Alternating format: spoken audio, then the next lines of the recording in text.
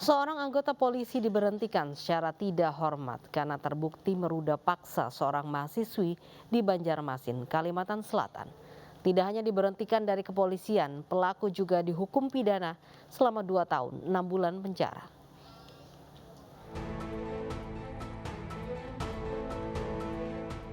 BT, seorang anggota polisi diberhentikan tidak hormat dari kepolisian karena terbukti telah meruda paksa seorang mahasiswi yang sedang magang di Polresta Banjarmasin. Upacara pemberhentian secara tidak hormat terhadap pelaku berlangsung di halaman Polresta Banjarmasin. Pemberhentian BT merupakan hasil sidang kode etik pada Desember lalu.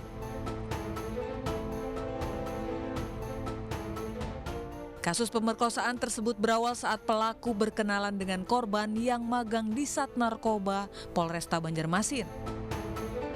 Beberapa kali pelaku mengajak korban pergi berdua, namun selalu ditolak korban.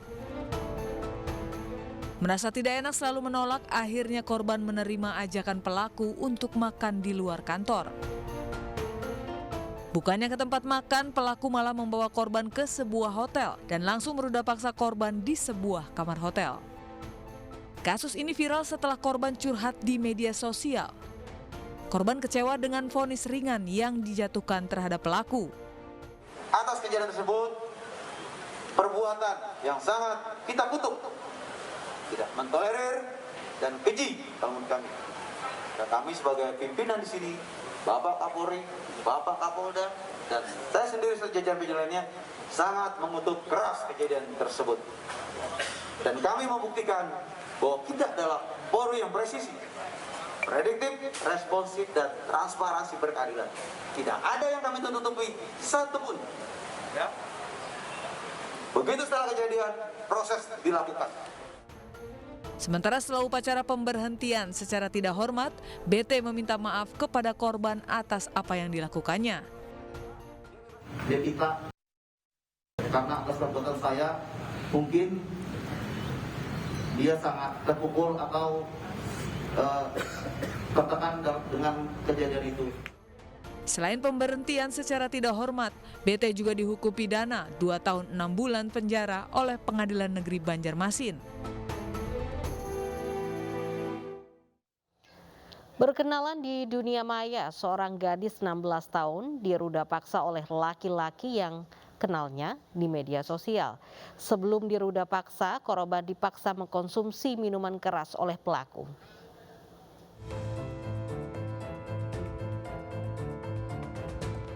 Seorang gadis berusia 16 tahun di Kabupaten Maros, Sulawesi Selatan, menjadi korban ruda paksa oleh seorang pria berinisial IL 21 tahun.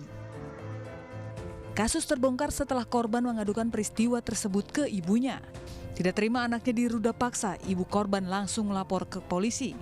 Berdasarkan laporan ibu korban, petugas kepolisian Polres Maros langsung mengamankan pelaku.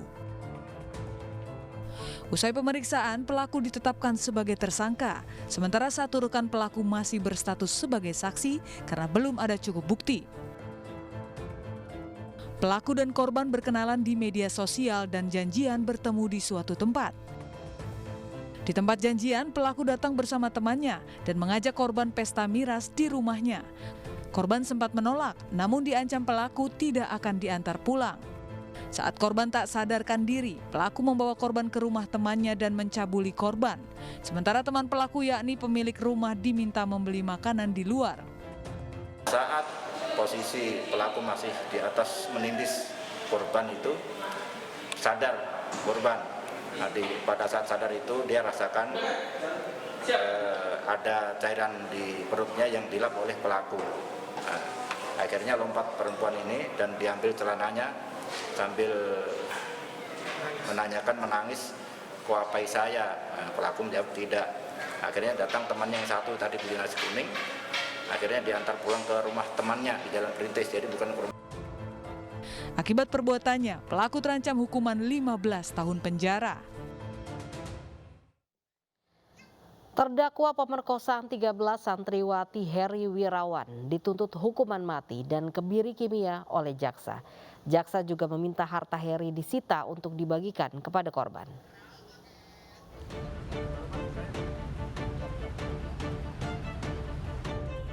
Dalam sidang terhadap terdakwa pemerkosa 13 santriwati Heri Wirawan, jaksa penuntut umum yang dipimpin Kejati Jawa Barat Asep Mulyana menuntut terdakwa dengan hukuman paling berat karena menilai tindakan terdakwa kejahatan luar biasa. Heri Wirawan dituntut hukuman mati dan kebiri kimia, denda 500 juta dan restitusi bagi para korban 331 juta rupiah. Jaksa juga minta majelis hakim membubarkan pesantren milik terdakwa dan merampas harta kekayaan Heri untuk dilelang dan digunakan biaya sekolah korban dan bayi-bayinya.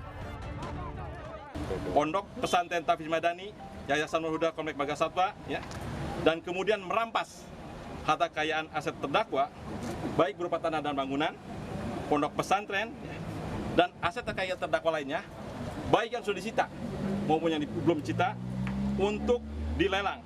Ya, dan hasilnya serahkan kepada negara, SEKU pemerintah Provinsi Jawa Barat. Ya. Yang selanjutnya digunakan untuk biaya sekolah anak-anak plus bayi-bayinya dan kehidupan kelangsungan hidup daripada mereka. Terkuak Heri Wirawan, guru pesantren di Kota Bandung, Jawa Barat, memperkosa 13 santriwati yang ia didik. Pelaku memperkosa para muridnya hingga hamil dan melahirkan. Sejumlah korban bahkan diperkosa pelaku sejak masih di bawah umur.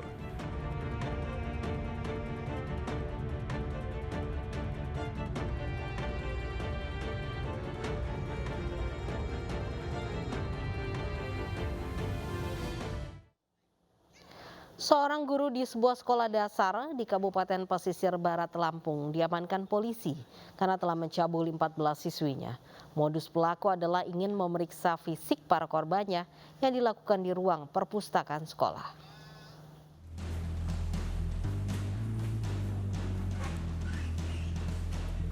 Satuan Reserse Kriminal Polsek Pesisir Utara berhasil mengamankan BH, seorang guru di sebuah sekolah dasar di Kabupaten Pesisir Barat Lampung. Penangkapan pelaku berdasarkan laporan dari salah satu orang tua murid siswi kelas 4 yang dicabuli oleh pelaku. Pelaku sudah melakukan aksinya sejak Maret 2020 hingga Desember 2021 dengan jumlah korban sebanyak 14 siswi. Pelaku melakukan aksinya di sebuah ruangan perpustakaan yang sepi dengan dalih cek fisik di bagian vital korban. Sementara itu menurut pengakuan pelaku, selain memaksa korbannya untuk melakukan cek fisik, modus lain dari pelaku adalah mengiming-imingi memberikan nilai bagus kepada korban jika mau menuruti kemauannya. Untuk modus pelaku sendiri, pelaku dengan cara memberi iming-iming kepada muridnya akan memberikan nilai bagus. Nah, salah satu cara pelaku agar bisa mencabuli korban adalah dengan cara dibawa ke salah satu perpustakaan, di mana perpustakaan tersebut ada tempat yang sudah tidak terpakai dan tertutup dengan rak-rak buku yang sudah tidak terpakai. Jadi disitulah pelaku menjalankan perbuatannya. Pelaku dijerat dengan pasal tentang perlindungan anak dengan ancaman hukuman 15 tahun penjara. Butuh duit untuk berobat, juru parkir berpura-pura jadi korban tabrak lari. Selengkapnya di Realita.